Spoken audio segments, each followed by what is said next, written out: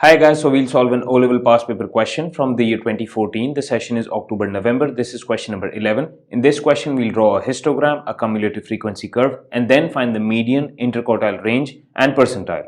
So let's start. 100 students were each asked how long they spent talking on their mobile phone during one day. The results are summarized in the table below. This table over here.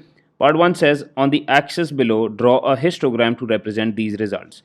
Now, before drawing that histogram, if you notice all these class intervals that we have over here, all of them are different. The difference between them is different and they're not the same. So in order to draw this histogram, first you will need to find the frequency density. How would you find that? First of all, let's draw two more rows below this table. These two rows will actually, one of them will consist of the class width. One second, let me draw them. Hang on a moment, please. Then this one, okay.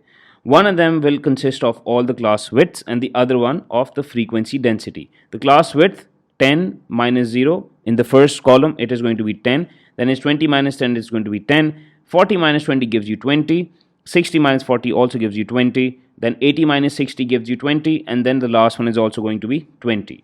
In order to find the frequency density, you divide the frequency by the class width. In the first case, the frequency is 10, you divide by the class width, that is 10 as well, you get 1. You do the same for all the other columns, so 30 divided by 10 gives you 3, 12 divided by 20 gives you 0.6, 16 divided by 20 gives you 0.8, 20 divided by 20 again gives you 1, and then 12 divided by 20 gives you 0.6.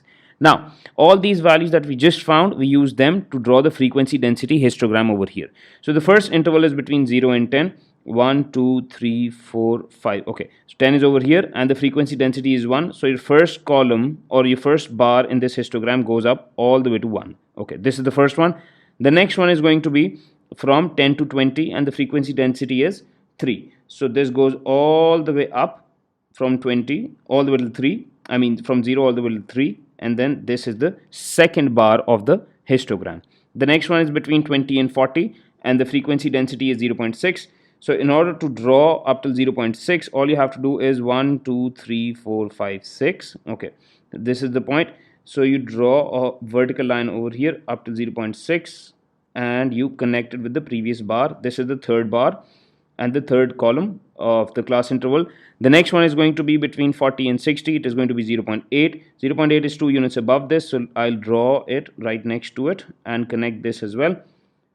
The next one is going to be between 60 and 80 and it is going to be 1. So 60 and 80 going all the way up till 1. First of all, let's connect this. 1 is going to be, one second, 1 is going to be over here. Okay, so this also goes up all the way till 1. And you connect this bar. This is your third bar, and the last one is for 0.6. 0.6 is over here, 0.6 is this bar, and this is how you draw your histogram for frequency density. Let me shade it as well so that you are able to see all these bars clearly. One second. Okay, this is always the case when you have different frequency, different class widths, sorry.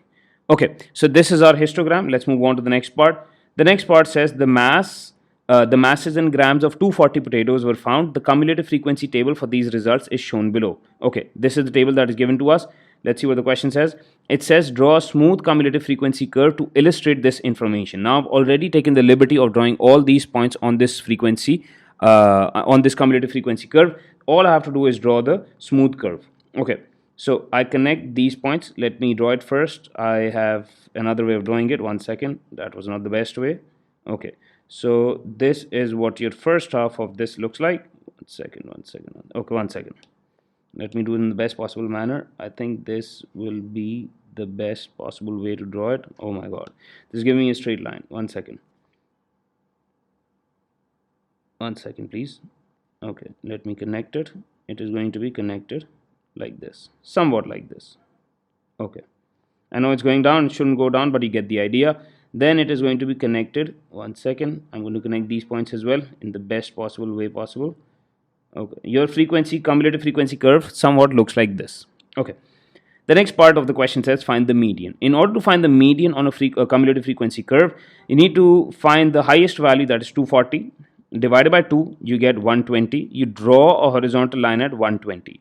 So 110 is over here, 120 is going to be over here. So you draw a horizontal line over here, and then you connect this horizontal line with the vertical line like this, and your median comes out to be the value on the x-axis over here, that is going to be roughly about 195.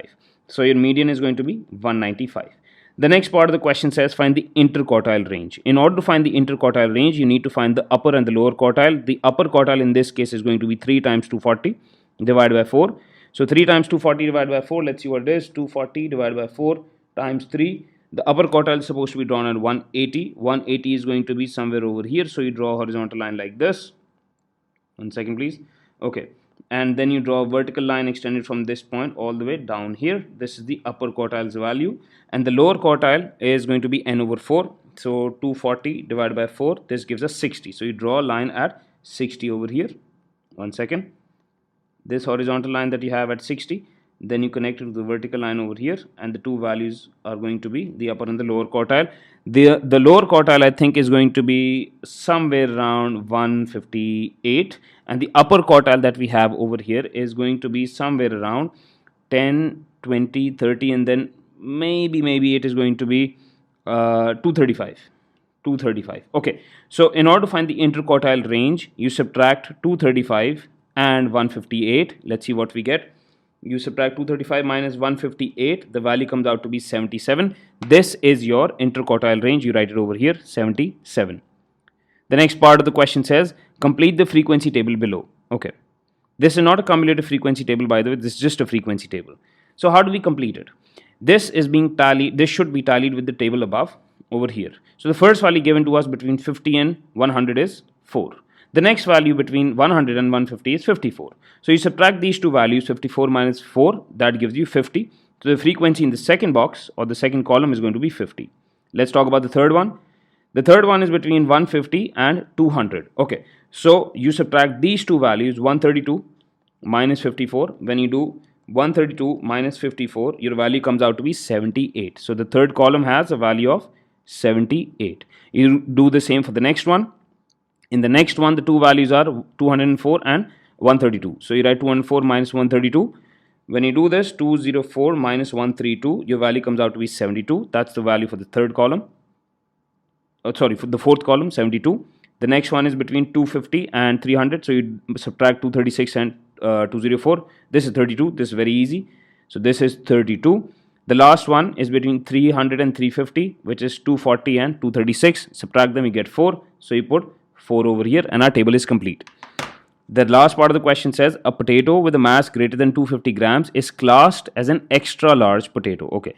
Part A says how many of these potatoes are extra large. They are telling us that anything above 250 grams is going to be classified as extra large. The only frequency that we have above 250 is 32 and 4. So you add the two together, you do 32 plus 4, you get 36. Your answer to this part is 36.